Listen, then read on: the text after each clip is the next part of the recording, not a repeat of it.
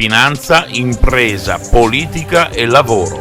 Un convegno pubblico in Villa Manina a Codroipo, dove l'associazione culturale Liberamente Destra ha ospitato personaggi di primo ordine come l'onorevole Massimiliano Fedriga, capogruppo Lega Nord alla Camera dei Deputati, Riccardo Riccardi, capogruppo di Forza Italia in Consiglio regionale, Luca Ciriani, consigliere regionale, Luigino Pozzo, presidente PMP Industries SPA, Graziano Tiratti, presidente di Confartigianato Friuli Venezia Giulia, Pietro Del Fabbro, presidente di Friulia, oltre a Sergio Bolzonello, vicepresidente della regione Friuli Venezia Giulia, presenti anche il presidente della provincia di Udine, onorevole Pietro Fontanini, e il vicepresidente Franco Mattiussi.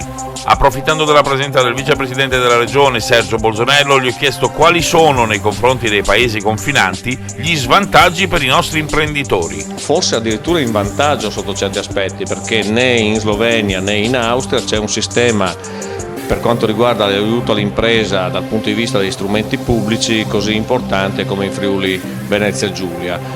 Fra le altre cose, rispetto all'Italia poi siamo in una situazione assolutamente favorevole. Proprio Quaderni Banca d'Italia, il sesto quaderno del 2014, dà come totale dell'aiuto di fondi pubblici alle imprese un buon 9,5% del totale degli impieghi nella piccola e media impresa, contro una media dello 0,8 italiano, quindi un risultato straordinario. Questo è evidente che porta a dire che questo territorio è comunque competitivo da un punto di vista della finanza.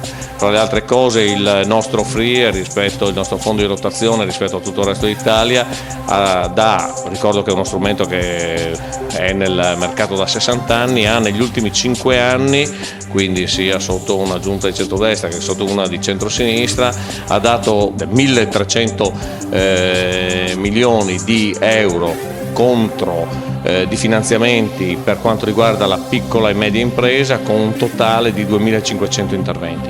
Quindi un sistema che veramente sta dando un aiuto straordinario a quello che è il nostro tessuto imprenditoriale. Per il Ponte News, Marco Mascioli.